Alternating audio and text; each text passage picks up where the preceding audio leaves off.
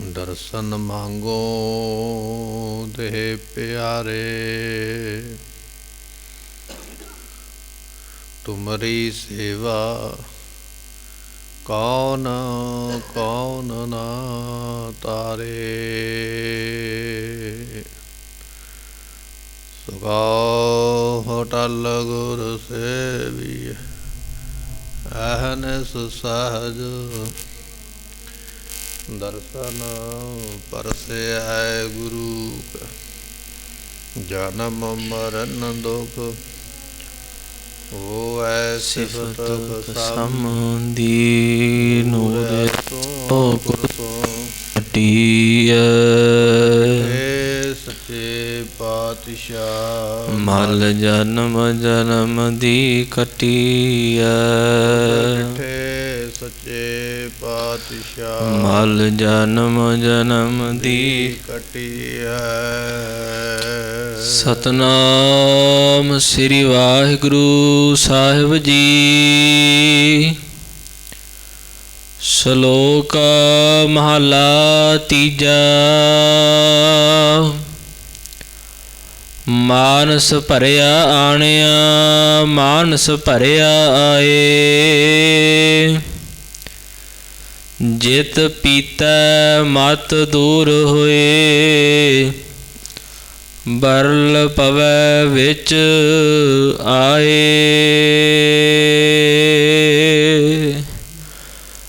वाहिगुरु जी का खालसा वाहिगुरु जी की फतेह। ਸਾਹਿਬ ਸਤਿਗੁਰੂ ਸ੍ਰੀ ਗੁਰੂ ਗ੍ਰੰਥ ਸਾਹਿਬ ਪਾਤਸ਼ਾਹ ਮਹਾਰਾਜ ਸਾਹਿਬ ਜੀਆਂ ਦੀ ਪਾਵਨ ਅਤੇ ਪਵਿੱਤਰ ਹਜ਼ੂਰੀ ਦਾ ਆਨੰਦ ਪ੍ਰਾਪਤ ਕਰ ਰਹੀ ਗੁਰੂ ਕੀ ਸੰਗਤ ਆਪ ਸੰਗਤਾਂ ਨੇ ਸਤਿਗੁਰਾਂ ਦੀ ਇਲਾਹੀ ਅਗੰਮੀ ਬਾਣੀ ਦੇ ਕੀਰਤਨ ਔਰ ਨਿਤਨੇਮ ਸਰਵਨ ਕਰਕੇ ਮਿਲਿਆ ਹੋਇਆ ਸਮਾਂ ਤੇ ਸਵਾਸ ਸਫਲੇ ਬਣਾਏ। ਇਸ ਵੇਲੇ ਆਪਾਂ ਲੜੀਵਾਰ ਗੁਰਬਾਣੀ ਦੀ ਕਥਾ ਸਰਵਨ ਕਰ ਰਹੇ ਹਾਂ। ਆਓ ਕੁਝ ਸਮੇਂ ਵਾਸਤੇ ਮਨ ਬਿਰਤੀਆਂ ਟਿਕਾਈਏ, ਭਾਵਨਾ ਸ਼ਰਧਾ ਦੇ ਨਾਲ ਸਤਿਗੁਰਾਂ ਦੀ ਬਾਣੀ ਸਰਵਨ ਕਰੀਏ। ਮਿਲ ਕੇ ਆਖੀਏ ਸਤਨਾਮ ਸ੍ਰੀ ਵਾਹਿਗੁਰੂ ਸਾਹਿਬ ਜੀ। ਸ਼ਲੋਕ ਮਹਲਾ ਤੀਜਾ। ਤੀਸਰੇ ਪਾਤਸ਼ਾਹ ਧੰਨ ਗੁਰੂ ਅਮਰਦਾਸ ਮਹਾਰਾਜ ਸਾਹਿਬ ਜੀ, ਜਿਨ੍ਹਾਂ ਦੇ ਪ੍ਰਥਾਏ ਭੱਟ ਜਨਾਂ ਨੇ ਬਚਨ ਕੀਤੇ ਨੇ। ਭੱਲੇ ਅਮਰਦਾਸ ਗੁਣ ਤੇਰੇ ਤੇਰੀ ਉਪਮਾ ਤੋਹੇ ਬਨ ਆਵੈ। ਗੁਰੂ ਅਮਰਦਾਸ ਮਹਾਰਾਜ ਜੀਆਂ ਦੀ ਵਡਿਆਈ ਜਿਹੜੀ ਹੈ ਉਹ ਕਿਸੇ ਨਾਲ ਮਿਲਾ ਕੇ, ਕਿਸੇ ਨਾਲ ਤੋਲ ਕੇ, ਕਿਸੇ ਦੂਜੇ ਦੀ ਉਦਾਹਰਨ ਦੇ ਕੇ ਉਸ ਵਡਿਆਈ ਦਾ ਵਿਖਿਆਨ ਨਹੀਂ ਕੀਤਾ ਜਾ ਸਕਦਾ। ਉਹਨਾਂ ਦੀ ਉਪਮਾ, ਉਹਨਾਂ ਦੀ ਸ਼ੋਭਾ ਕੇਵਲ ਉਹਨਾਂ ਨੂੰ ਬਣ ਆਉਂਦੀ ਹੈ। ਜਿਵੇਂ ਕਿ ਸਾਹਿਬ ਗੁਰੂ ਅਮਰਦਾਸ ਮਹਾਰਾਜ ਜੀਆਂ ਨੇ ਬਚਨ ਕੀਤੇ ਸਨ, ਜਿੰਨਾ ਚਿਰ ਅਸੀਂ ਗੋਇੰਦਵਾਲ ਦੀ ਧਰਤੀ 'ਤੇ ਸਰੀਰ ਕਰਕੇ ਬੈਠੇ ਆ, ਉਹਨਾਂ ਚਿਰ ਮਾਂ ਬਾਪ ਦੇ ਹੁੰਦਿਆਂ ਕਿਸੇ ਬੱਚੇ ਦਾ ਸਰੀਰ ਨਹੀਂ ਜਾਏਗਾ। ਮਾਂ ਬਾਪ ਦੇ ਹੁੰਦਿਆਂ ਕਿਸੇ ਬੱਚੇ ਨੂੰ ਮੌਤ ਨਹੀਂ ਆਏਗੀ। ਜਿੰਨਾ ਚਿਰ ਸਰੀਰ ਕਰਕੇ ਅਸੀਂ ਬੈਠੇ ਹੋਏ, ਐਸਾ ਬਚਨ ਕਿਸੇ ਵੀ ਇਤਿਹਾਸ ਦੇ ਵਿੱਚ ਕਿਸੇ ਵੀ ਪੈਗੰਬਰ ਦੇ ਕੋਲ ਨਹੀਂ ਹੈ। ਜੇ ਇਹ ਬਚਨ ਕੀਤਾ ਤੇ ਕੇਵਲ ਦੁਨੀਆ 'ਤੇ ਇੱਕੋ ਇੱਕ ਧੰਨ ਗੁਰੂ ਅਮਰਦਾਸ ਮਹਾਰਾਜ ਨੇ। ਤੇ ਜਦੋਂ ਉਹਨਾਂ ਵਰਗਾ ਹੈ ਹੀ ਕੋਈ ਨਹੀਂ, ਤੇ ਭੱਟਾਂ ਨੇ ਆਖਿਆ ਵੀ ਤੇਰੀ ਉਪਮਾ ਤੋਹੇ ਬਣ ਆਵੈ। ਤੁਹਾਡੀ ਵਡਿਆਈ ਕੇਵਲ ਤੁਹਾਨੂੰ ਬਣ ਆਉਂਦੀ ਹੈ, ਕੋਈ ਦੂਜੀ ਉਦਾਹਰਨ ਦੁਨੀਆ ਵਿੱਚ ਹੈ ਹੀ ਨਹੀਂ ਹੈ। ਐਸੇ ਦੀਨ ਦਿਆਲ ਸਤਿਗੁਰੂ ਜੀ ਸਾਡਾ ਭਲਾ ਕਰਨ ਵਾਸਤੇ ਸਾਨੂੰ ਇਹ ਸਲੋਕ ਜਿਹੜਾ ਹੈ ਬਖਸ਼ਿਸ਼ ਕਰ ਰਹੇ ਨੇ। ਸਲੋਕ ਤੋਂ ਭਾਵ ਹੁੰਦਾ ਸਵੈ ਲੋਕ। ਜਿਸ ਲੋਕ ਦੇ ਵਿੱਚੋਂ ਇਹ ਬਾਣੀ ਆਈ ਹੈ, ਜਿਹੜਾ ਇਸ ਬਾਣੀ ਨੂੰ ਪੜ੍ਹੇਗਾ, ਇਸ ਬਾਣੀ ਨੂੰ ਸੁਣੇਗਾ, ਕਮਾਈ ਕਰੇਗਾ, ਇਹ ਬਾਣੀ ਉਸ ਗੁਰਸਿੱਖ ਨੂੰ ਉਸ ਲੋਕ ਵਿੱਚ ਲੈ ਜਾਏਗੀ। ਸਵੈ ਲੋਕ ਦੀ ਪ੍ਰਾਪਤੀ, ਸੱਚਖੰਡ ਦੀ ਪ੍ਰਾਪਤੀ ਕਰਾਉਣ ਵਾਲੀ ਹੈ। ਐਸਾ ਸਲੋਕ ਗੁਰੂ ਪਾਤਸ਼ਾਹ ਬਖਸ਼ਿਸ਼ ਕਰਦੇ ਹਨ। ਮਾਨਸ ਭਰਿਆ ਆਣਿਆ ਮਾਨਸ ਭਰਿਆ ਏ। ਦੇ ਵਿੱਚ ਤਰ੍ਹਾਂ ਤਰ੍ਹਾਂ ਦੇ ਲੋਕ ਅੱਜ ਨਸ਼ਾ ਕਰਦੇ, ਪਹਿਲਾਂ ਵੀ ਕਰਦੇ ਸਨ। ਇਹਨਾਂ ਨਸ਼ਿਆਂ ਦੇ ਵਿੱਚੋਂ ਇੱਕ ਸ਼ਰਾਬ ਦਾ ਨਸ਼ਾ ਹੈ। ਸ਼ਰਾਬ ਤੋਂ ਭਾਵ ਹੁੰਦਾ ਸ਼ਰ ਆਬ। ਸ਼ਰ ਆਬ ਨੂੰ ਇਕੱਠਾ ਕਰ ਦਿੱਤਾ, ਸ਼ਰਾਬ ਬਣ ਗਿਆ। ਸ਼ਰ ਆਬ ਦਾ ਮਤਲਬ ਹੁੰਦਾ ਹੈ, ਆਬ ਕਹਿੰਦੇ ਪਾਣੀ ਨੂੰ ਤੇ ਸ਼ਰ ਕਹਿੰਦੇ ਸ਼ਰਾਰਤ ਨੂੰ, ਸ਼ਰਾਰਤ ਦਾ ਪਾਣੀ। ਜਿਸ ਪਾਣੀ ਨੂੰ ਪੀ ਕੇ ਸ਼ਰਾਰਤਾਂ ਸੁੱਝ ਜਾਣ ਉਹਨੂੰ ਕਿਹਾ ਜਾਂਦਾ ਸ਼ਰਾਬ, ਸ਼ਰਾਰਤ ਦਾ ਪਾਣੀ, ਸ਼ਰ ਆਬ। ਮਹਾਰਾਜ ਕਹਿਣ ਲੱਗੇ, ਭਾਈ ਮਾਨਸ ਭਰਿਆ ਆਣਿਆ। ਇੱਕ ਮਨੁੱਖ ਨੇ ਵੱਡਾ ਸਾਰਾ ਇੱਕ ਭਾਂਡਾ ਸ਼ਰਾਬ ਦਾ ਲਿਆ ਕੇ ਭਰ ਕੇ ਰੱਖਿਆ। ਮੰਨ ਲਓ ਕਿ ਵੱਡਾ ਮਟਕਾ ਭਰ ਕੇ ਰੱਖਿਆ, ਵੱਡਾ ਡਰਮ ਭਰ ਕੇ ਰੱਖਿਆ ਹੋਇਆ। ਉਹ ਬਹੁਤ ਵੱਡਾ ਪਿੱਕੜ ਹੈ ਪੀਣ ਵਾਲਾ, ਵੱਡਾ ਡਰਮ ਲਿਆ ਕੇ ਭਰ ਕੇ ਰੱਖ ਲਿਆ। ਤੇ ਮਾਨਸ ਭਰਿਆ ਆਏ, ਜਦੋਂ ਉਹ ਡਰਮ, ਉਹ ਮਟਕਾ ਸ਼ਰਾਬ ਦਾ ਭਰਿਆ ਲਿਆ ਕੇ ਰੱਖਿਆ, ਤੇ ਦੂਜਾ ਵਿਅਕਤੀ ਵੇਖਦਾ ਪਿਆ ਸੀ। ਉਹਦੇ ਮਨ ਵਿੱਚ ਵਿਚਾਰ ਬਣੀ ਵੀ ਕਿਉਂ ਨਾ ਹੋਵੇ ਮੈਂ ਵੀ ਜਾ ਕੇ ਪੀਵਾਂ। ਉਹਨੇ ਛੇਤੀ ਦੇ ਨਾਲ 2 ਪਿਆਲੇ ਭਰੇ, ਇੱਕ ਆਪ ਪੀਤਾ, ਇੱਕ ਜਿਹੜਾ ਲੈ ਕੇ ਆਇਆ ਸੀ ਉਹਨੂੰ ਪਿਆਇਆ। ਇੱਕ ਤੇ ਲੈ ਕੇ ਆਇਆ ਮਟਕਾ ਭਰ ਕੇ, ਗਾਗਰ ਭਰ ਕੇ, ਘੜਾ ਭਰ ਕੇ ਸ਼ਰਾਬ ਦਾ ਲਿਆਂਦਾ। ਦੂਜੇ ਨੇ ਉਹਦੇ ਵਿੱਚੋਂ ਲਿਆ ਕੇ ਪਿਆਲਾ ਭਰਿਆ। ਪਿਆਲਾ ਭਰਨ ਵਾਲੇ ਨੇ ਆਖਿਆ, ਲੈ ਇੱਕ ਤੂੰ ਪੀ ਤੇ ਇੱਕ ਮੈਂ ਪੀਂਦਾ। ਤੇ ਜਦੋਂ ਸ਼ਰਾਬ ਨੂੰ ਪੀਤਾ ਤੇ ਦੋਨਾਂ ਦੀ ਮੱਤ ਮਾਰੀ ਗਈ, ਦੋਨਾਂ ਦੀ ਸੁੱਧ ਬੁੱਧ ਭੁੱਲ ਗਈ। ਤੇ ਪਾਤਸ਼ਾਹ ਫਰਮਾਉਂਦੇ ਹਨ, ਜਿਤ ਪੀਤਾ ਮਤ ਦੂਰ ਹੋਏ, ਬਰਲ ਪਵੈ ਵਿੱਚ ਆਏ। ਇਸ ਸ਼ਰਾਬ ਨੂੰ ਪੀ ਕੇ ਮੱਤ ਦੂਰ ਹੋ ਜਾਂਦੀ ਹੈ। ਦੂਰ ਕਾਹਦੀ ਹੋ ਜਾਂਦੀ? ਮੱਤ ਮਾਰੀ ਜਾਂਦੀ ਹੈ। ਮੱਤ ਮਾਰੀ ਗਈ ਤੇ ਬਰਲਨ ਤੋਂ ਭਾਵ ਹੁੰਦਾ ਸ਼ੁਦਾਪੁਣਾ ਆ ਜਾਣਾ, ਸ਼ੁਦਾਈ ਹੋ ਜਾਣਾ। ਸਤਿਗੁਰੂ ਪਾਤਸ਼ਾਹ ਕਹਿਣ ਲੱਗੇ, ਸ਼ਰਾਬ ਇੱਕ ਐਸਾ ਨਸ਼ਾ ਹੈ ਜਿਸ ਨੂੰ ਪੀ ਕੇ ਮੱਤ ਮਾਰੀ ਜਾਂਦੀ ਹੈ ਅਤੇ ਬਰਲ ਪਵੈ। ਬਰਲ ਤੋਂ ਭਾਵ ਹੁੰਦਾ ਮਨ ਵਿੱਚ ਸ਼ੁਦਾਈ ਪੁਣਾ, ਕਮਲ ਆ ਜਾਣਾ, ਝੱਲੇ ਬਣ ਜਾਣਾ। ਫਿਰ ਪਤਾ ਹੀ ਨਹੀਂ ਲੱਗਦਾ ਕੌਣ ਆਪਣਾ ਕੌਣ ਬਗਾਨਾ, ਕਿਹਨੂੰ ਕੀ ਕਹਿਣਾ ਹੈ, ਕਿਹਨੂੰ ਕੁਝ ਨਹੀਂ ਕਹਿਣਾ ਹੈ।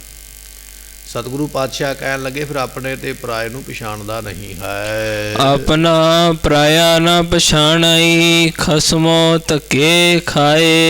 ਇਹ ਜਿਹੜਾ ਵਿਅਕਤੀ ਹੈ ਆਪਣੇ ਤੇ ਪਰਾਏ ਦੀ ਪਛਾਣ ਨਹੀਂ ਰੱਖ ਪਾਉਂਦਾ, ਨਹੀਂ ਕਰ ਪਾਉਂਦਾ ਕਿ ਇਹ ਮੇਰਾ ਆਪਣਾ ਹੈ, ਇਹਦੇ ਨਾਲ ਮੈਂ ਕਿਹੋ ਜਿਹਾ ਰਿਸ਼ਤਾ ਰੱਖਣਾ ਹੈ। ਸ਼ਰਾਬ ਦੇ ਨਸ਼ੇ ਵਿੱਚ ਉਹਨੂੰ ਵੀ ਗਾਲਾਂ ਦਿੰਦਾ, ਮਾੜਾ ਕਹਿੰਦਾ, ਆਪਣੇ ਪਰਿਵਾਰ ਦੇ ਮੈਂਬਰਾਂ ਨਾਲ ਵੀ ਲੜਦਾ ਹੈ।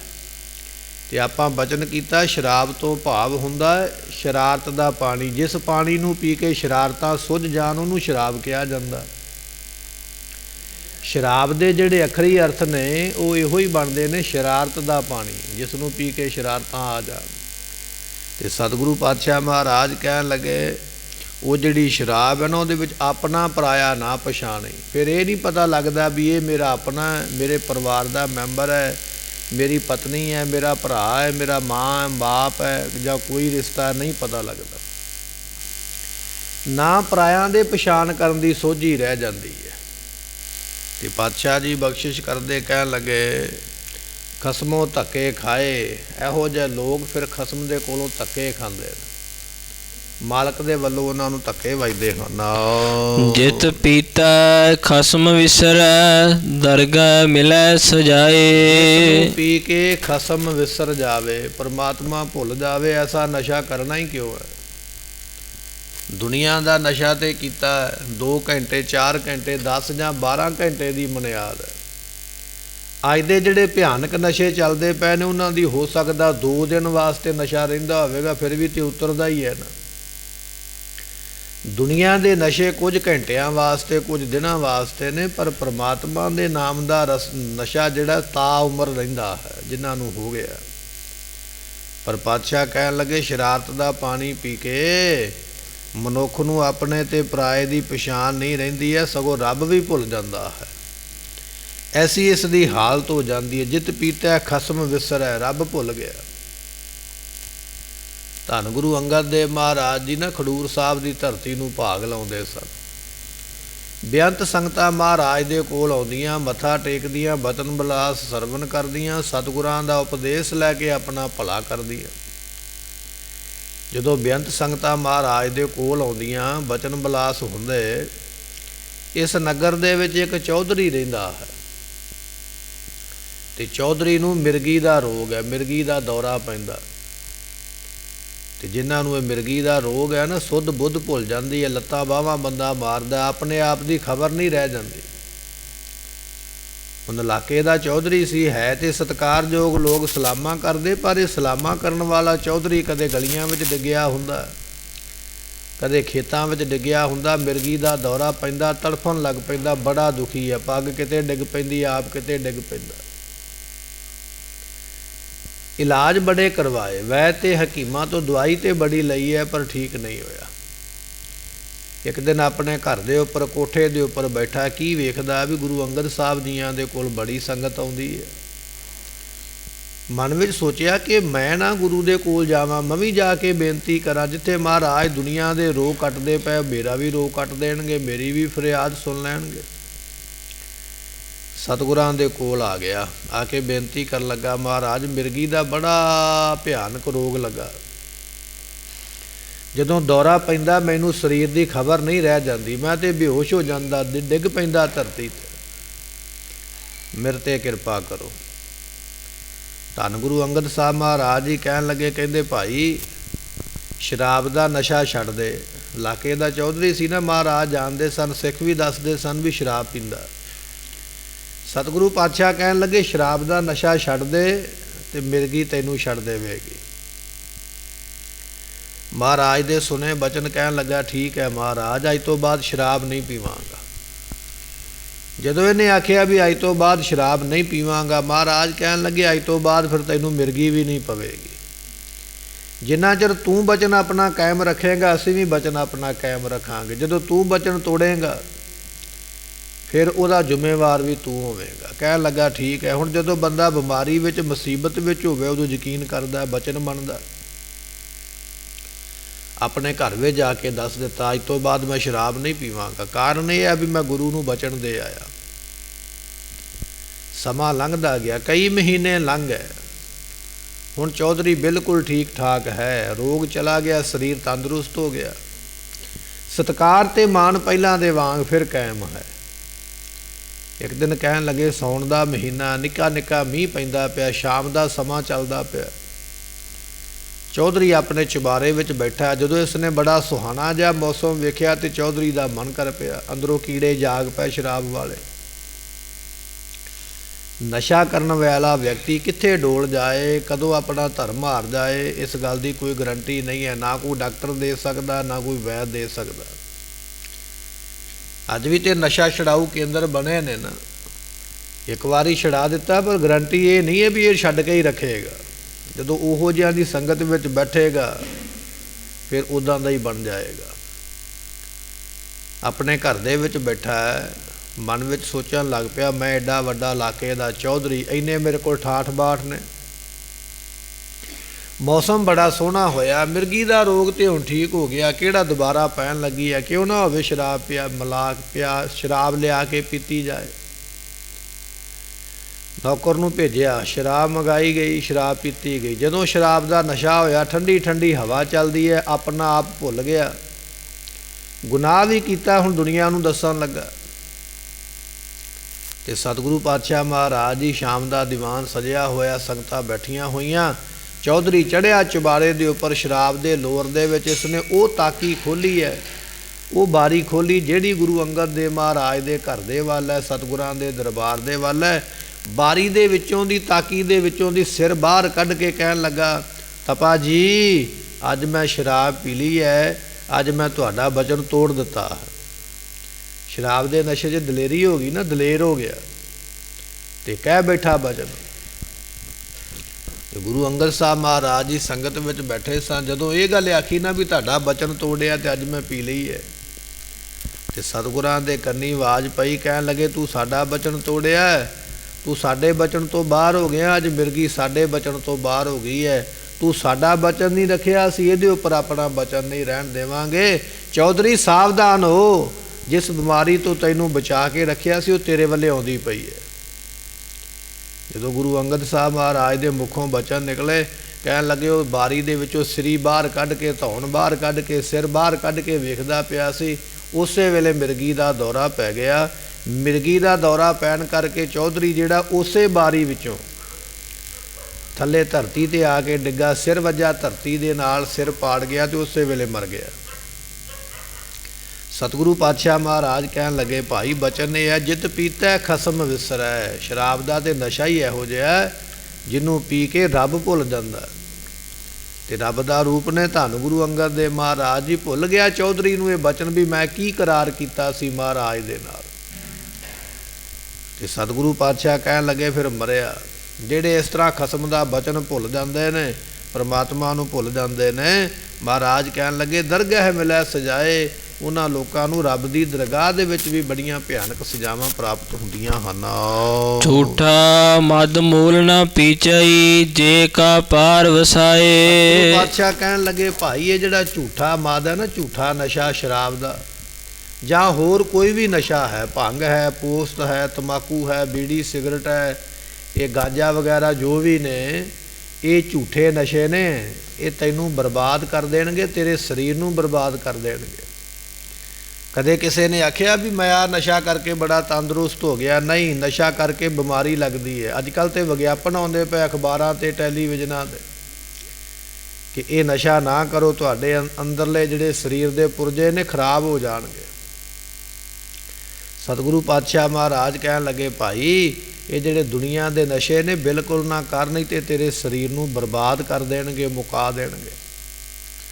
ਔਰ ਮਹਾਰਾਜ ਜੀਆਂ ਦਾ ਬਚਨ ਹੈ, ਕਹਿਣ ਲੱਗੇ, ਜੇ ਕਾ ਪਾਰ ਵਸਾਏ। ਜਿੱਥੋਂ ਤੱਕ ਵਸ ਚੱਲੇ, ਜਿੱਥੋਂ ਤੱਕ ਜ਼ੋਰ ਚੱਲੇ, ਕਦੇ ਵੀ ਇਹਨਾਂ ਨਸ਼ਿਆਂ ਨੂੰ ਆਪਣੇ ਨੇੜੇ ਨਾ ਆਉਣਗੇ, ਕਿਉਂਕਿ ਇਹ ਸਰੀਰ ਪਰਮਾਤਮਾ ਦਾ ਹੈ, ਇਹਦੇ ਵਿੱਚ ਪਰਮਾਤਮਾ ਬੈਠਾ ਹੋਇਆ ਹੈ।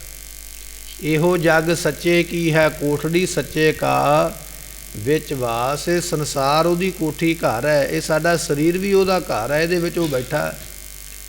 ਤੈਨੂੰ ਚਾਹੀਦਾ ਸੀ ਅੰਮ੍ਰਿਤ ਵੇਲੇ ਉੱਠ ਕੇ ਉਹਨੂੰ ਯਾਦ ਕਰਨਾ, ਪਰ ਤੂੰ ਤੇ ਅੰਮ੍ਰਿਤ ਵੇਲੇ ਉੱਠ ਕੇ ਅੰਦਰ ਲਾਹਣ ਡੋਲਦਾ ਪਿਆ, ਅੰਦਰ ਸ਼ਰਾਬ ਡੋਲਦਾ ਪਿਆ, ਅੰਦਰ ਬੀੜੀ ਦਾ ਧੂੰਆਂ ਲੈ ਕੇ ਜਾਂਦਾ ਪਿਆ। ਜਿਹੜਾ ਅੰਦਰ ਪਰਮਾਤਮਾ ਬੈਠਾ ਹੋਇਆ, ਤੂੰ ਤੇ ਉਹਨੂੰ ਵੀ ਦੁਖੀ ਕਰ ਛੱਡਿਆ ਹੈ। ਇਸ ਕਰਕੇ ਜਿੱਥੋਂ ਤੱਕ ਵਸ ਚੱਲੇ, ਜਿੱਥੋਂ ਤੱਕ ਜ਼ੋਰ ਚੱਲੇ, ਦੁਨੀਆ ਦੇ ਨਸ਼ੇ ਨੂੰ ਨਾ ਕਰ।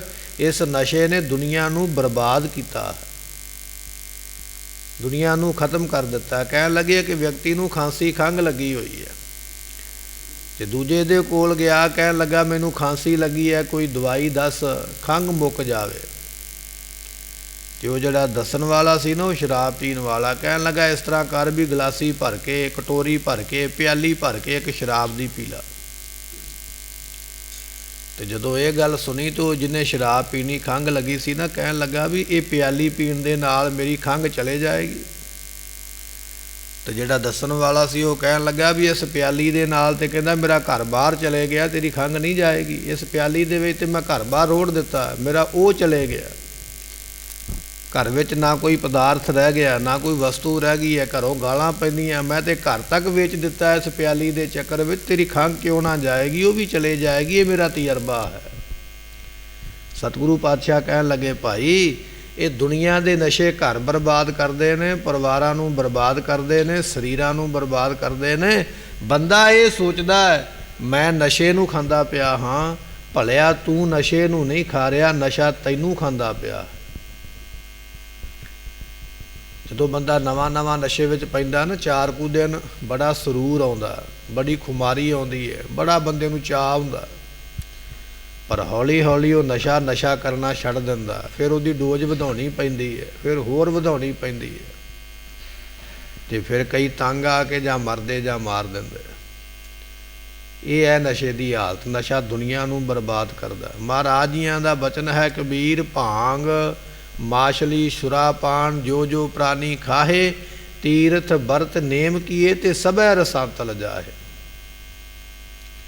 ਸਤਿਗੁਰਾਂ ਦਾ ਬਚਨ ਹੈ, ਭੰਗ ਪੀ ਲੈਣੀ। ਭਾਂਗ ਮੁਰਗੇ ਨੂੰ ਕਹਿੰਦੇ ਨੇ, ਮੁਰਗੇ ਮਾਰ ਮਾਰ ਕੇ ਖਾਣੇ। ਭੰਗ ਪੀ ਲੈਣੀ, ਭਾਂਗ ਮਾਛਲੀ ਮੱਛੀਆਂ ਪਾਣੀ ਵਿੱਚੋਂ ਕੱਢ ਕੱਢ ਕੇ ਤੜਫਾ ਕੇ ਮਾਰਨੀ। ਸੁਰਾਪਾਨ ਨਾਮ ਸ਼ਰਾਬ ਦਾ, ਸ਼ਰਾਬ ਪੀਣੀ। ਜੋ ਜੋ ਪ੍ਰਾਣੀ ਖਾਹੇ, ਜਿਹੜੇ ਜਿਹੜੇ ਪ੍ਰਾਣੀ ਇਹਨਾਂ ਚੀਜ਼ਾਂ ਦਾ ਨਸ਼ਾ ਕਰਨਗੇ।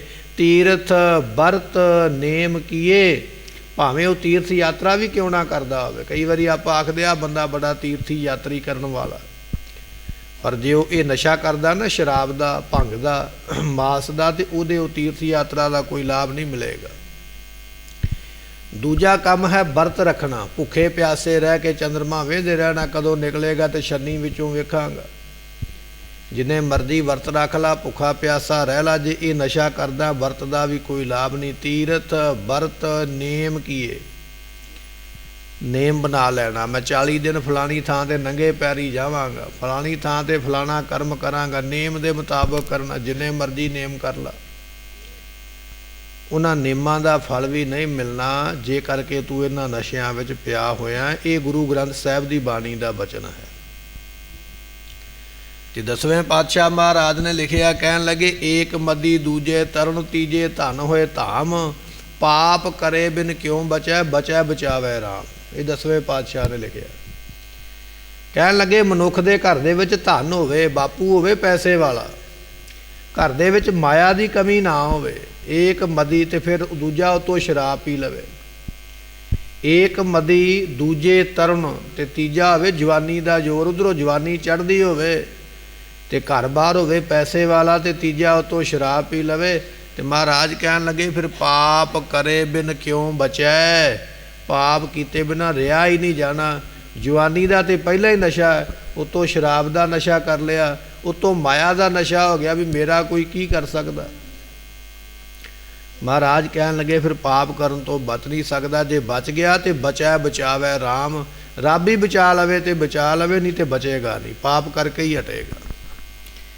ਕਿਸੇ ਦੇ ਘਰ ਨੂੰ ਹੱਥ ਪਾਏਗਾ, ਕਿਸੇ ਦੀ ਇੱਜ਼ਤ ਨੂੰ ਹੱਥ ਪਾਏਗਾ, ਕੁਝ ਨਾ ਕੁਝ ਤੇ ਮਾੜਾ ਕਰਮ ਜ਼ਰੂਰ ਕਰੇਗਾ। ਇਸ ਕਰਕੇ ਮਹਾਰਾਜ ਕਹਿਣ ਲੱਗੇ ਭਾਈ ਇਹ ਜਿਹੜੇ ਦੁਨੀਆ ਦੇ ਝੂਠੇ ਨਸ਼ੇ ਨੇ, ਝੂਠਾ ਮਦ ਮੂਲ ਨਾ ਪੀਚਾਈ, ਕਦੇ ਨਾ ਕਰ ਜੇ ਕਾ ਪਾਰ ਵਸਾਏ। ਜੇ ਆਪਣੇ ਆਪ ਨੂੰ ਚਾਹਣਾ ਕਿ ਮੈਂ ਬਚ ਜਾਵਾਂ ਤੇ ਇਹਨਾਂ ਨਸ਼ਿਆਂ ਤੋਂ ਆਪਣੇ ਆਪ ਨੂੰ ਪਰੇ ਰੱਖ, ਦੂਰ ਰੱਖ, ਦਿਲ ਦੇ ਨੇੜੇ ਨਾ ਆਉਣ ਦੇ। ਫਿਰ ਇਹੋ ਸ਼ਬਦ ਮਹਾਰਾਜ ਜੀ ਸ਼ੁਰੂ ਤੋਂ ਸਾਨੂੰ ਬਖਸ਼ਿਸ਼ ਕਰਦੇ ਹਨ। ਨਾਨਕ ਨਦਰੀ ਸਚ ਮਦ ਪਾਈਐ, ਸਤਿਗੁਰ ਮਿਲੈ ਜਿਸ ਆਏ। ਸਤਿਗੁਰਾਂ ਦਾ ਬਚਨ ਹੈ ਮਾਨਸ ਭਰਿਆ ਆਣਿਆ। ਤੇ ਮਾਨਸ ਤੋਂ ਭਾਵ ਹੁੰਦਾ ਮਾਨ ਪਲੱਸ ਸੋ, 3 ਅੱਖਰ ਨੇ, ਮਾਨ ਵੱਖਰਾ, ਸੱਸੇ ਨੂੰ ਵੱਖਰਾ ਕਰ ਦਈਏ। ਮਹਾਰਾਜ ਕਹਿਣ ਲੱਗੇ ਮਾਨ ਦੇ ਸਹਿਤ ਹੋ ਕੇ, ਹੰਕਾਰ ਦੇ ਸਹਿਤ ਹੋ ਕੇ ਭਰਿਆ ਆਏ। ਮਾਨ ਦਾ ਭਰਿਆ ਹੋਇਆ ਇਹ ਜੀਵ ਦੁਨੀਆ ਤੇ ਆਇਆ। ਸਤਿਗੁਰਾਂ ਦਾ ਬਚਨ ਆਪਾਂ ਗੁਰਬਾਣੀ ਵਿੱਚ ਪੜ੍ਹਦੇ ਹਾਂ, ਹਉ ਵਿੱਚ ਆਇਆ ਹਉ ਵਿੱਚ ਗਿਆ। ਹਉ ਨਾਮ ਹਉਮੈ ਦਾ, ਹਉਮੈ ਨਾਮ ਮਾਨ ਦਾ, ਮਾਨ ਨਾਮ ਹੰਕਾਰ ਦਾ। ਸਤਿਗੁਰੂ ਪਾਤਸ਼ਾਹ ਕਹਿਣ ਲੱਗੇ ਮਾਨ ਸੋ ਭਰਿਆ, ਹੰਕਾਰ ਦੇ ਸਹਿਤ ਹੋ ਕੇ ਇਹ ਭਰਿਆ ਹੋਇਆ ਦੁਨੀਆ ਤੇ ਆਇਆ। ਇੱਥੇ ਆ ਕੇ ਵੀ ਔਗਣਾ ਨੂੰ ਕਰਦਾ, ਔਗਣਾ ਨੂੰ ਕਮਾਉਂਦਾ, ਇੱਥੇ ਆ ਕੇ ਵੀ ਭਲਾ ਨਹੀਂ ਕਰਦਾ। ਤੇ ਪਾਤਸ਼ਾਹ ਫਰਮਾਉਂਦੇ ਹਨ ਮਾਨਸ ਭਰਿਆ ਆਣਿਆ, ਮਾਨਸ ਭਰਿਆ ਆਏ। ਸਹਿਤ ਹੰਕਾਰ ਦੇ ਦੁਨੀਆ ਵਿੱਚ ਆਇਆ ਨਾ, ਤੇ ਇੱਥੇ ਆ ਕੇ ਵੀ ਮਾਨਸ ਭਰਿਆ, ਇੱਥੇ ਵੀ ਹੰਕਾਰ ਦੇ ਸਹਿਤ ਹੋ ਕੇ ਹੋਰ ਪਾਪ ਕੀਤੇ। ਪਹਿਲਾਂ ਤੇ ਪਿੱਛੋਂ ਪਾਪ ਦੀ ਲੜੀ ਲੈ ਕੇ ਤੁਰਿਆ, ਪਾਪ ਕਰਕੇ ਹੰਕਾਰ ਕਰਕੇ ਦੁਨੀਆ ਤੇ ਆਇਆ। ਅੱਜ ਦੁਨੀਆ ਤੇ ਆ ਗਿਆ, ਇੱਥੇ ਆ ਕੇ ਹੋਰ ਪਾਪਾਂ ਨੂੰ ਕਰਦਾ ਵੀ ਪਹਿਲਾਂ ਕਸਰ ਰਹਿ ਗਈ ਉਹ ਵੀ ਪੂਰੇ ਕਰ ਲਵਾਂ।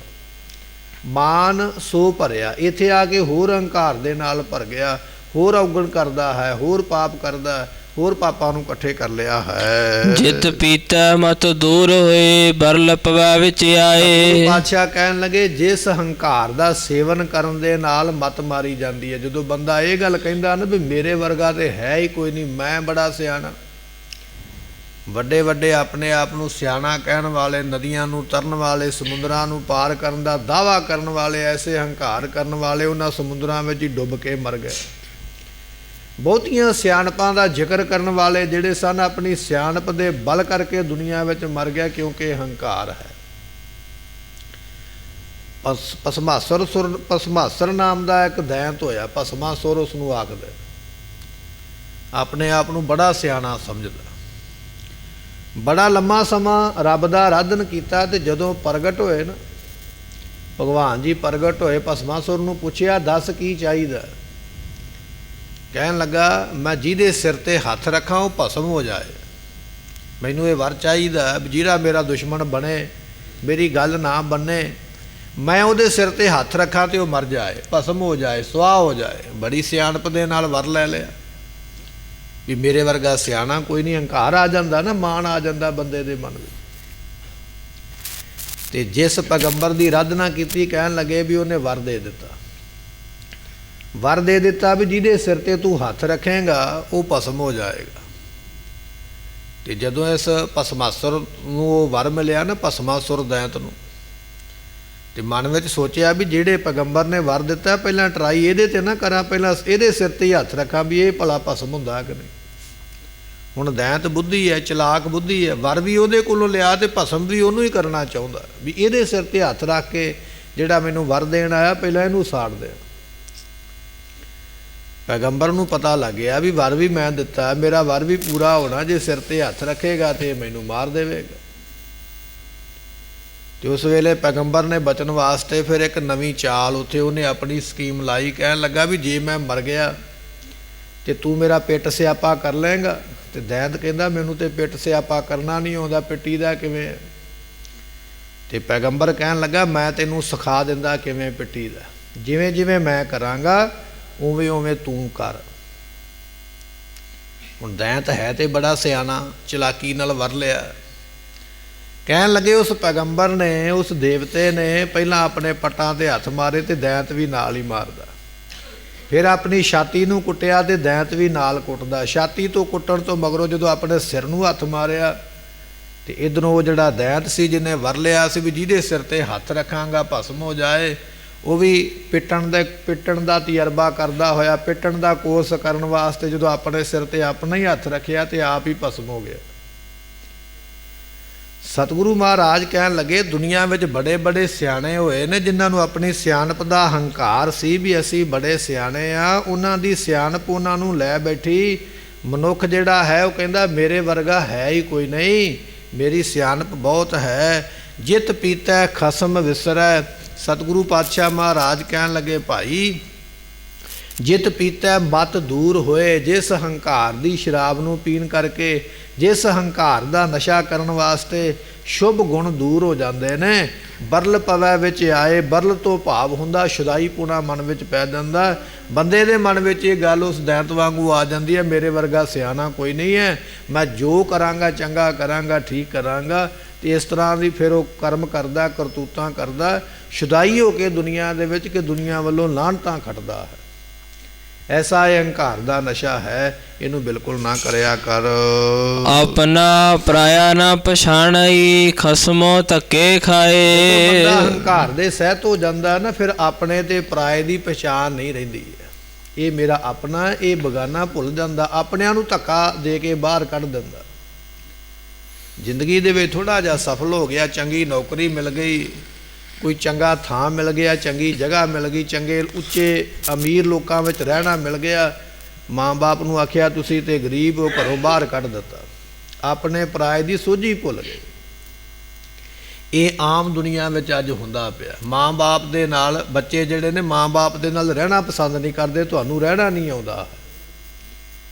ਤੇ ਸਤਿਗੁਰੂ ਪਾਤਸ਼ਾਹ ਕਹਿਣ ਲੱਗੇ ਹੰਕਾਰ ਦੀ ਨਿਸ਼ਾਨੀ ਹੈ। ਉਹਨਾਂ ਨੂੰ ਹੰਕਾਰ ਹੋ ਗਿਆ ਵੀ ਅਸੀਂ ਉੱਚੀ ਸੁਸਾਇਟੀ ਵਿੱਚ ਪੜ੍ਹੇ ਲਿਖੇ ਅਮੀਰ ਲੋਕਾਂ ਵਿੱਚ ਰਹਿੰਦੇ ਹਾਂ, ਸਾਡਾ ਬਾਪੂ ਸਾਡੀ ਬੇਬੇ ਇਹਨਾਂ ਨੂੰ ਪੜ੍ਹਾਈ ਲਿਖਾਈ ਨਹੀਂ ਆਈ ਹੈ, ਇਹ ਦੇਸੀ ਲੋਕ ਨੇ, ਸਾਡਾ ਇੱਥੇ ਆ ਕੇ ਇਹ ਸਟੈਂਡਰਡ ਲੋ ਕਰ ਦੇਣਗੇ। ਆਪਣੇ ਪਰਾਏ ਦੀ ਪਛਾਣ ਛੱਡ ਕੇ ਘਰੋਂ ਬਾਹਰ ਕੱਢ ਕੇ ਆਸ਼ਰਮ ਨੂੰ ਤੋਰ ਦਿੱਤਾ।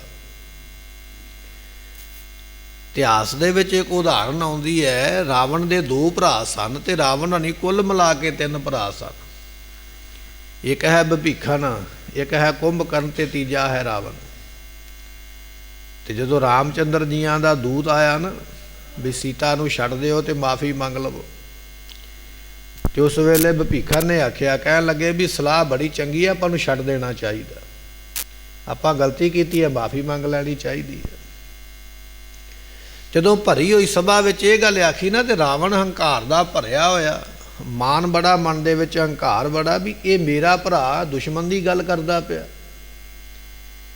ਇਹਨਾਂ ਹੰਕਾਰ ਦੇ ਵਿੱਚ ਮਸਤ ਹੋਇਆ ਰਾਵਣ ਆਪਣੇ ਭਰਾ ਨੂੰ ਧੱਕਾ ਮਾਰਿਆ, ਠੁੱਡਾ ਮਾਰਿਆ ਲੱਤ ਦੇ ਨਾਲ, ਲੱਤ ਮਾਰੀ ਕਿ ਉਹ ਡਿੱਗ ਪਿਆ ਵਿਚਾਰਾ ਆਪਣੀ ਕੁਰਸੀ ਤੋਂ ਬੈਠਾ ਹੋਇਆ, ਤੇ ਜਿਹੜਾ ਸਿਰ ਤੇ ਪੱਗ ਸੀ ਨਾ, ਮੁਕਟ ਰੱਖਿਆ ਹੋਇਆ ਸਿਰ ਤੇ, ਉਹ ਵੀ ਡਿੱਗ ਪਿਆ। ਐਸੀ ਹਾਲਤ ਆਪਣੇ ਭਰਾ ਦੀ ਕੀਤੀ। ਹੈ ਤੇ ਉਹ ਵੀ ਰਾਜਾ ਨਾ, ਜੇ ਰਾਵਣ ਰਾਜਾ ਤੇ ਵਿਭੀਖਣ ਵੀ ਤੇ ਰਾਜਾ ਹੀ ਹੋਇਆ ਨਾ। ਉੱਥੇ ਕਿੰਨੇ ਵਜ਼ੀਰ ਬੈਠੇ ਹੋਣਗੇ, ਕਿੰਨੇ ਮੰਤਰੀ ਬੈਠੇ ਹੋਣਗੇ, ਪਰ ਰਾਵਣ ਨੇ ਨਹੀਂ ਜਾਣਿਆ ਵੀ ਇਹ ਮੇਰਾ ਆਪਣਾ ਹੈ। ਅਪਮਾਨ ਕਰਨ ਲੱਗਿਆ, ਮਿੰਟ ਨਹੀਂ ਲਾਇਆ। ਜਦੋਂ ਇੰਨਾ ਅਪਮਾਨ ਹੋਇਆ ਨਾ, ਤੇ ਆਪਣੀ ਡਿੱਗੀ ਹੋਈ ਪੱਗ ਹੱਥਾਂ ਵਿੱਚ ਫੜ ਕੇ ਤੇ ਭੀਖਣ ਰੋਂਦਾ ਹੋਇਆ, ਆਪਣੀਆਂ ਅੱਖਾਂ ਭਰ ਲਈਆਂ। ਮਨ ਵਿੱਚ ਰੋਸ ਆਇਆ ਵੀ ਮੇਰੇ ਭਰਾ ਨੇ ਮੇਰੀ ਇੱਜ਼ਤ ਉਛਾਲੀ ਹੈ। ਬਾਹਰ ਨਿਕਲਿਆ, ਜਾ ਕੇ ਰਾਮ ਨਾਲ ਰਲ ਗਿਆ, ਤੇ ਫਿਰ ਜੰਗ ਕਰਕੇ ਰਾਵਣ ਨੂੰ ਮਾਰਿਆ, ਮਰਵਾਇਆ। ਸਤਿਗੁਰੂ ਪਾਤਸ਼ਾਹ ਕਹਿਣ ਲੱਗੇ, ਭਾਈ ਆਪਣਾ ਪਰਾਇਆ ਨਾ ਪਛਾਣੀ। ਬੰਦਾ ਹੰਕਾਰ ਵਿੱਚ ਇੰਨਾ ਅੰਨਾ ਹੋ ਜਾਂਦਾ ਵੀ ਆਪਣੇ ਪਰਾਏ ਦੀ ਪਛਾਣ ਨਹੀਂ ਰਹਿੰਦੀ। ਆਪਣਿਆਂ ਦੀ ਵੀ ਬੇਇੱਜ਼ਤੀ ਕਰਨ ਲੱਗਿਆ, ਨਰਾਦਰੀ ਕਰਨ ਲੱਗਿਆ, ਧੱਕਾ ਮਾਰ ਲੱਗਿਆ, ਡੇਰੀ ਨਹੀਂ ਲਾਉਂਦਾ। ਐਸਾ ਹੰਕਾਰ ਲੈ ਬੈਠਦਾ ਹੈ। ਆਪਣਾ ਪਰਾਇਆ ਨਾ ਪਛਾਣਈ, ਖਸਮੋਂ ਧੱਕੇ ਖਾਏ। ਐਸੇ ਲੋਕ ਹੰਕਾਰ ਦੇ ਸਹਿਤ ਹੋਣ ਵਾਲੇ ਇੱਥੇ ਵੀ ਧੱਕੇ ਖਾਂਦੇ, ਪਰਲੋਕ ਦੇ ਵਿੱਚ ਮਾਲਕ ਦੇ ਕੋਲੋਂ, ਪਰਮੇਸ਼ਰ ਕੋਲੋਂ ਵੀ ਧੱਕੇ ਖਾਂਦੇ ਹਨ। ਜਿਤ ਪੀਤੈ ਖਸਮ ਵਿਸਰੈ, ਦਰਗਹਿ ਮਿਲੈ ਸਜਾਏ। ਜਿਸ ਹੰਕਾਰ ਰੂਪੀ ਸ਼ਰਾਬ ਨੂੰ ਪੀਣ ਕਰਕੇ, ਜਿਸ ਹੰਕਾਰ ਦਾ ਨਸ਼ਾ ਕਰਨ ਕਰਕੇ ਖਸਮ ਭੁੱਲ ਜਾਂਦਾ। ਬੰਦਾ ਆਂਦਾ ਕੌਣ ਰੱਬ, ਮੈਂ ਦੁਨੀਆ ਦਾ ਖੁਦਾ। ਤੇ ਹਰਨਾਕਸ਼ ਨੂੰ ਵੀ ਤੇ ਹੰਕਾਰ ਹੀ ਸੀ ਨਾ, ਮੈਂ ਦੁਨੀਆ ਦਾ ਰੱਬ ਆ, ਮੈਂ ਵਰ ਲੈ ਲੈਣੇ, ਅੰਦਰ ਨਹੀਂ ਮਰਾਂਗਾ, ਬਾਹਰ ਨਹੀਂ ਮਰਾਂਗਾ, ਦਿਨੇ ਨਹੀਂ ਮਰਾਂਗਾ, ਰਾਤ ਨਹੀਂ ਮਰਾਂਗਾ, ਧਰਤੀ ਤੇ ਨਹੀਂ ਮਰਾਂਗਾ, ਆਕਾਸ਼ ਤੇ ਨਹੀਂ ਮਰਾਂਗਾ, ਸ਼ਸਤਰ ਨਾਲ ਨਹੀਂ ਮਰਾਂਗਾ। ਕੋਈ ਬੰਦਾ ਮੈਨੂੰ ਮਾਰ ਨਹੀਂ ਸਕੇਗਾ, ਕੋਈ ਜਾਨਵਰ ਮੈਨੂੰ ਮਾਰ ਨਹੀਂ ਸਕੇਗਾ, ਮੈਂ ਖੁਦ ਖੁਦਾ ਹਾਂ। ਇਹ ਹੰਕਾਰ ਆ ਗਿਆ। ਸਤਿਗੁਰੂ ਪਾਤਸ਼ਾਹ ਮਹਾਰਾਜ ਕਹਿਣ ਲੱਗੇ, ਭਾਈ ਜਿਤ ਪੀਤੈ ਖਸਮ ਵਿਸਰੈ। ਜਿਸ ਨੂੰ ਪੀ ਕੇ ਰੱਬ ਭੁੱਲ ਜਾਵੇ। ਬੰਦਾ ਖੁਦ ਕਹਿੰਦਾ ਮੈਂ ਖੁਦ ਰੱਬ ਹਾਂ। ਅੱਜ ਦੀਆਂ ਸਾਡੀਆਂ ਜਿਹੜੀਆਂ ਸਰਕਾਰਾਂ ਨੇ, ਮੰਤਰੀ ਨੇ, ਜਿਹਦੇ ਕੋਈ ਚਾਰ ਬੰਦਿਆਂ 'ਚ ਜਾਣ ਪਛਾਣ ਹੈ, ਜਿਹਦੀ ਕੋਈ ਥੋੜ੍ਹੀ ਬਹੁਤੀ ਗੱਲਬਾਤ ਸੁਣਦਾ ਜਾਂ ਚੱਲਦੀ ਹੈ, ਉਹ ਦੂਜੇ ਦੀ ਸੁਣਦਾ ਥੋੜ੍ਹੀ ਹੈ। ਹੰਕਾਰ ਦਾ ਨਸ਼ਾ ਹੀ ਇਹੋ ਜਿਹਾ, ਦੁਨੀਆ ਦੀਆਂ ਵੱਧ ਸੀਸਾਂ ਲੈਣ ਵਿੱਚ ਲੱਗਾ ਹੋਇਆ। ਤੇ ਸਤਿਗੁਰੂ ਪਾਤਸ਼ਾਹ ਮਹਾਰਾਜ ਕਹਿਣ ਲੱਗੇ, ਭਾਈ ਜਿਸ ਹੰਕਾਰ ਦੇ ਨਸ਼ੇ ਨੂੰ ਕਰਕੇ ਰੱਬ ਭੁੱਲ ਜਾਂਦਾ, ਰੱਬ ਨੂੰ ਯਾਦ ਕਰਨਾ ਤੇ ਕੀ, ਬੰਦਾ ਆਪ ਰੱਬ ਬਣ ਜਾਂਦਾ, ਉਹਦਾ ਸ਼ਰੀਕ ਬਣ ਜਾਂਦਾ। ਫਿਰ ਐਸੇ ਲੋਕਾਂ ਨੂੰ ਦਰਗਾਹ ਮਿਲੇ ਸਜਾਏ। ਰੱਬ ਦੀ ਦਰਗਾਹ ਵਿੱਚ ਬੜੀਆਂ ਡਾਢੀਆਂ ਸਜਾਵਾਂ ਰੱਬ ਨੇ ਮੁਕਰਰ ਕੀਤੀਆਂ ਹੋਈਆਂ ਨੇ। ਜਿਵੇਂ ਸਾਡੇ ਇੱਥੇ ਸੰਵਿਧਾਨ ਵਿੱਚ ਸਜ਼ਾਵਾਂ ਲਿਖੀਆਂ ਨੇ ਨਾ, ਵੀ ਆਹ ਬੰਦਾ ਗਲਤੀ ਕਰੇਗਾ ਉਹਨੂੰ ਇੰਨੇ ਸਾਲ ਕੈਦ, ਉਹਨੂੰ ਇੰਨੇ ਸਾਲ ਕੈਦ, ਉਹਨੂੰ ਆਹ ਸਜ਼ਾ। ਇਸੇ ਤਰ੍ਹਾਂ ਰੱਬ ਨੇ ਵੀ ਸਜ਼ਾ ਮੁਕਰਰ ਕੀਤੀਆਂ ਨੇ, ਵੀ ਜਿਹੜਾ ਬੰਦਾ ਇਹੋ ਜਿਹਾ ਕਰਮ ਕਰੇਗਾ ਉਹਨੂੰ ਸਜ਼ਾ ਵੀ ਫਿਰ ਇਹੋ ਜਿਹੀ ਦਿੱਤੀ ਜਾਏਗੀ। ਦਰਗਾਹ ਮਿਲੈ ਸਜਾਏ। ਹੰਕਾਰ ਦਾ ਭੋਜਨ ਕਰਨ ਵਾਲੇ ਨੂੰ ਦਰਗਾਹ ਦੇ ਵਿੱਚ ਫਿਰ ਕਹਿਣ ਲੱਗੇ ਸਜ਼ਾ ਮਿਲਦੀ ਹੈ, ਬਹੁਤ ਭਾਰੀ ਮਾਰਾਂ ਪੈਂਦੀਆਂ ਹਨ। ਠਾ ਮਦ ਮੂਲ ਨ ਪੀਚਈ, ਜੇਕਾ ਪਾਰ ਵਥਾਏ। ਸਤਿਗੁਰੂ ਪਾਤਸ਼ਾਹ ਕਹਿਣ ਲੱਗੇ, ਭਾਈ ਪਿਆਰਿਆ, ਹੰਕਾਰ ਦਾ ਨਸ਼ਾ ਝੂਠਾ ਹੀ ਹੈ। ਤੈਨੂੰ ਲੱਗਦਾ ਵੀ ਮੈਂ ਬਹੁਤ ਜ਼ੋਰਾਵਰ ਤਾਕਤਵਰ ਹਾਂ, ਪਰ ਇਹ ਹੰਕਾਰ ਜਿਹੜਾ ਨਾ ਝੂਠਾ ਛੱਡ ਜਾਂਦਾ ਬੰਦੇ ਨੂੰ। ਪੈਂਦੇ ਖਾਂ ਨੂੰ ਆਖਿਆ ਨਾ ਮਹਾਰਾਜ ਨੇ, ਛੇਵੇਂ ਪਾਤਸ਼ਾਹ ਨੇ, ਕਹਿਣ ਲੱਗੇ ਪੈਂਦਿਆ 7 ਦਿਨਾਂ 'ਚ ਤੇਰੀ ਮੌਤ ਹੋ ਜਾਣੀ ਹੋ। ਤੇ ਗੱਲ ਸੁਣ ਕੇ ਪੈਂਦਾ ਕੰਬ ਗਿਆ, ਹੁਣ ਤੁਰਿਆ ਨਹੀਂ ਜਾਂਦਾ, ਮੰਜੇ ਜੋਗਾ ਹੀ ਰਹਿ ਗਿਆ। ਹਰ ਵੇਲੇ ਮੌਤ ਸਰਾਣੇ ਦਿਸਦੀ ਆ, ਆਪਣੇ ਆਪ ਉੱਠਿਆ ਨਹੀਂ ਜਾਂਦਾ। ਜਿਹੜਾ ਕਹਿੰਦਾ ਸੀ ਮੇਰੇ ਵਿੱਚ ਇੰਨੀ ਤਾਕਤ ਹੈ, ਮੈਂ ਹਾਥੀ ਨੂੰ ਸੁੰਡ ਤੋਂ ਫੜ ਲਵਾਂ ਤੇ ਹਾਥੀ ਨਾ ਹਿੱਲੇ, ਤੇ ਅੱਜ ਇਹੋ ਜਿਹਾ ਬਣ ਗਿਆ। ਹੰਕਾਰ ਦਾ, ਆਪਣੇ ਬਲ ਦਾ ਹੰਕਾਰ ਕਰਨ ਵਾਲਾ ਮੰਜੇ ਤੋਂ ਨਹੀਂ ਉੱਠਿਆ ਜਾਂਦਾ। ਤੇ ਜਦੋਂ 8 ਦਿਨ ਲੰਘ ਗਿਆ, ਮਰਿਆ ਨਹੀਂ, ਤੇ ਮਹਾਰਾਜ ਦੇ ਕੋਲ ਆ ਗਿਆ। 2 ਬੰਦਿਆਂ ਨੇ ਮੋਢਿਆਂ ਤੋਂ ਫੜਿਆ ਹੋਇਆ, ਹੌਲੀ ਹੌਲੀ ਤੁਰਦਾ। ਮਹਾਰਾਜ ਹੱਸ ਪਏ, ਕਹਿੰਦੇ ਪੈਂਦਿਆ ਤੂੰ ਕਹਿੰਦਾ ਬੜਾ ਜ਼ੋਰ ਹੈ ਮੇਰੇ 'ਚ, ਬੜਾ ਹੰਕਾਰ ਕਰਦਾ, ਅੱਜ ਆਪਣੇ ਆਪ ਚੱਲ ਕੇ ਵੀ ਨਹੀਂ ਆਇਆ। ਕਹਿੰਦਾ ਮਹਾਰਾਜ ਤੁਸੀਂ ਆਖਦੇ ਸੀ ਵੀ ਇੰਨੇ ਦਿਨਾਂ 'ਚ ਮਰ ਜਾਣਾ, ਮੈਨੂੰ ਤੇ ਜੰਮ ਜਿਹੜੇ ਸਨ ਸਰਾਣੇ ਖਲੋਤੇ ਦੀਦੇ ਸਨ, ਪਰ ਮਹਾਰਾਜ ਮਰਿਆ ਕਿਉਂ ਨਹੀਂ, ਤੁਹਾਡੇ ਬਚਨ ਪੂਰੇ ਕਿਉਂ ਨਹੀਂ ਹੋਏ। ਮਹਾਰਾਜ ਕਹਿਣ ਲੱਗੇ, ਭਾਈ ਮਰਨਾ ਤੇ ਇਹਨਾਂ 7 ਦਿਨਾਂ ਵਿੱਚ ਹੀ ਹੈ ਸਾਰਿਆਂ ਨੇ, ਪਰ ਉਹ ਦਿਨ ਦਾ ਨਹੀਂ ਪਤਾ ਵੀ ਉਹ ਕਿਹੜਾ ਕਦੋਂ ਆਵੇਗਾ। ਸਤਿਗੁਰੂ ਪਾਤਸ਼ਾਹ ਮਹਾਰਾਜ ਕਹਿਣ ਲੱਗੇ, ਕਹਿੰਦੇ ਵੀ ਇਹ ਜਿਹੜਾ ਦੁਨੀਆ ਦਾ ਝੂਠਾ ਨਸ਼ਾ ਹੈ, ਹੰਕਾਰ ਦਾ ਨਸ਼ਾ ਹੈ, ਭਾਵੇਂ ਆਪਣੇ ਜ਼ੋਰ ਦਾ ਨਸ਼ਾ ਹੈ, ਇਹ ਥੋੜ੍ਹੇ ਦਿਨਾਂ ਦਾ ਹੀ ਮਹਿਮਾਨ ਹੈ। ਜਦੋਂ ਫੂਕ ਨਿਕਲਦੀ ਹੈ ਨਾ, ਤੇ ਫਿਰ ਬੰਦਾ ਆਪਣੀਆਂ ਲੱਤਾਂ 'ਤੇ ਤੁਰਨ ਜੋਗਾ ਵੀ ਨਹੀਂ ਰਹਿ ਜਾਂਦਾ। ਝੂਠਾ ਮਦ ਮੂਲ ਨਾ ਪੀਚਈ, ਜੇਕਾ ਪਾਰ ਵਸਾਏ। ਜੇ ਚਾਹੁੰਦਾ ਨਾ ਵੀ ਮੈਂ ਦਰਗਾਹ ਵਿੱਚ ਜਾ ਕੇ ਸੁਖੀ ਹੋਵਾਂ, ਤੇ ਫਿਰ ਹੰਕਾਰ ਦੇ ਨਸ਼ੇ ਨੂੰ ਬਿਲਕੁਲ ਨਾ ਕਰਿਆ ਕਰ। ਨਾਨਕ ਨਦਰੀ ਸਚ ਮਦ ਪਾਈਐ, ਸਤਿਗੁਰ ਮਿਲੈ ਜਿਸ ਆਏ। ਗੁਰੂ ਦੀ ਨਦਰੀ ਕਹੀਏ ਕਿਰਪਾ ਹੋਈ ਹੈ, ਜਿਨ੍ਹਾਂ ਦੇ ਉੱਪਰ ਗੁਰੂ ਦੀ ਕਿਰਪਾ ਹੁੰਦੀ ਹੈ, ਉਹਨਾਂ ਨੇ ਸੱਚ ਰੂਪੀ ਨਸ਼ੇ ਨੂੰ ਪ੍ਰਾਪਤ ਕੀਤਾ, ਉਹਨਾਂ ਨੇ ਸੱਚ ਦਾ ਨਸ਼ਾ ਲੈ ਲਿਆ। ਤੇ ਸੱਚ ਦਾ ਨਸ਼ਾ ਇਹੋ ਜਿਹਾ ਭਾਈ ਮਨੀ ਸਿੰਘ ਦੇ ਬੰਦ ਕੱਟ ਕੇ ਟੋਕਰਾ ਭਰਿਆ ਗਿਆ, ਪਰ ਇਹੋ ਜਿਹਾ ਨਸ਼ਾ ਨਾਮ ਦਾ ਚੜਿਆ ਵੀ ਉਹ ਇੱਕ ਇੱਕ ਬੰਦ ਦੇ ਵਿੱਚੋਂ ਵੀ ਗੁਰਬਾਣੀ ਦੇ ਨਾਮ ਦੀ ਮਹਿਮਾ ਜਿਹੜੀ ਹੈ ਸੁਣਾਈ ਦੇ ਰਹੀ ਹੈ। ਇਹ ਹੈ ਜਿਨ੍ਹਾਂ ਨੇ ਸੱਚ ਨਾਮ ਦੇ ਨਸ਼ੇ ਦੀ ਕਮਾਈ ਕੀਤੀ ਹੈ। ਸਰੀਰ ਵੱਢਿਆ ਟੁਕਿਆ ਗਿਆ ਪਰ ਉਹ ਨਸ਼ਾ ਨਹੀਂ ਉਤਰਿਆ। ਸਤਿਗੁਰੂ ਪਾਤਸ਼ਾਹ ਕਹਿਣ ਲੱਗੇ, ਨਾਨਕ ਨਦਰੀ ਸੱਚ ਮਦ ਪਾਈਐ, ਰੱਬ ਦੀ ਮਿਹਰ ਹੋਵੇ ਤੇ ਤਾਂ ਇਹ ਸੱਚ ਦਾ ਨਸ਼ਾ ਪ੍ਰਾਪਤ ਹੁੰਦਾ। ਨਾਮ ਖੁਮਾਰੀ ਨਾਨਕਾ ਚੜੀ ਰਹਿ ਦਿਨ ਰਾਤ, ਤਾਂ ਇਹ ਪ੍ਰਾਪਤ ਹੁੰਦੀ ਹੈ। ਤੇ ਪਾਤਸ਼ਾਹ ਕਹਿਣ ਲੱਗੇ, ਫਿਰ ਸਤਿਗੁਰ ਮਿਲੈ ਜਿਸ ਆਏ, ਇਹ ਦਾਤਾਂ ਉਹਨੂੰ ਮਿਲਦੀਆਂ ਨੇ ਜਿਹਨੂੰ ਪੂਰਾ ਗੁਰੂ ਆ ਕੇ ਮਿਲਦਾ ਹੈ। ਸਦਾ ਸਾਹਿਬ ਕੈ ਰੰਗ ਰਹਿ ਮਹਿਲੀ ਪਾਵੈ ਥਾਉ, ਜਿਹੜਾ ਸਾਹਿਬ ਦੇ ਰੰਗ ਦੇ ਵਿੱਚ ਰਹਿੰਦਾ, ਰੰਗ ਨਾਮ ਗੁਰਮੁਖੋ ਪ੍ਰੇਮ ਦਾ ਹੈ। ਜਿਹੜੇ ਪ੍ਰਮਾਤਮਾ ਦੇ ਪ੍ਰੇਮ ਦੇ ਵਿੱਚ ਰਹਿੰਦੇ ਨੇ, ਜਿਹੜੇ ਰੱਬ ਦੇ ਪ੍ਰੇਮ ਦੇ ਵਿੱਚ ਭਿੱਜੇ ਹੋਏ ਨੇ, ਨਾਨਕ ਸਾਹਿਬ ਕੈ ਰੰਗ ਰਹਿ, ਜਿਹੜੇ ਮਾਲਕ ਦੇ ਪ੍ਰੇਮ ਦੇ ਵਿੱਚ ਰਹਿੰਦੇ ਨੇ। ਤੇ ਪਾਤਸ਼ਾਹ ਕਹਿਣ ਲੱਗੇ, ਮਹਿਲੀ ਪਾਏ ਥਾਓ, ਉਹ ਜਗਿਆਸੂ ਜਿਹੜੇ ਨੇ ਉਹ ਸਰੂਪ ਰੂਪੀ ਘਰ ਦੀ ਪ੍ਰਾਪਤੀ ਕਰਦੇ ਹਨ। ਮਹਲਾ ਤੀਜਾ, ਓ ਜਗਤ ਜੀਵਤ ਮਰੈ, ਜਾ ਇਸਨੂੰ ਸੋਜੀ ਹੋਏ। ਜਗਤ ਸੰਸਾਰ ਹੈ ਨਾ, ਮਰਦਾ ਜਾ ਰਿਹਾ।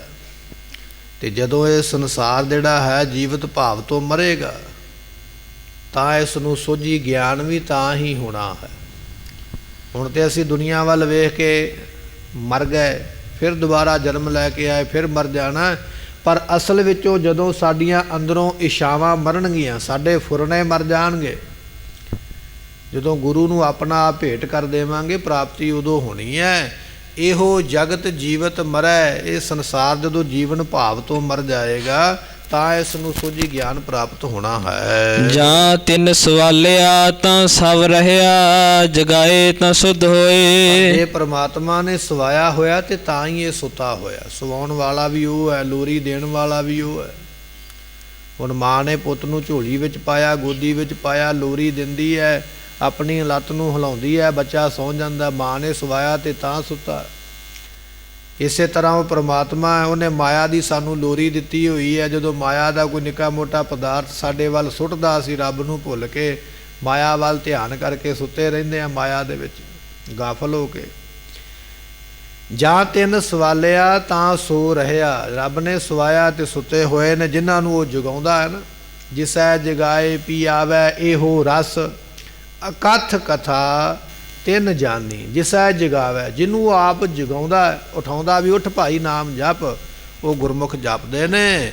ਸਤਿਗੁਰੂ ਪਾਤਸ਼ਾਹ ਕਹਿੰਦੇ ਉਹਨਾਂ ਨੂੰ ਸੋਝੀ ਖਬਰ ਹੁੰਦੀ ਹੈ। ਨਾਨਕ ਨਦਰ ਕਰੇ ਜੇ ਆਪਣੀ, ਸਤਿਗੁਰ ਮੇਲੇ ਸੋਏ। ਮਹਾਰਾਜ ਇਹ ਦਾਤਾਂ ਕਿਹਨੂੰ ਮਿਲਦੀਆਂ? ਜਿਨ੍ਹਾਂ ਉੱਪਰ ਨਦਰੀ ਪ੍ਰਮਾਤਮਾ, ਨਦਰ ਕਹੀਏ ਕਿਰਪਾ ਕਰਦਾ ਹੈ। ਪਰਮਾਤਮਾ ਦੀ ਕਿਰਪਾ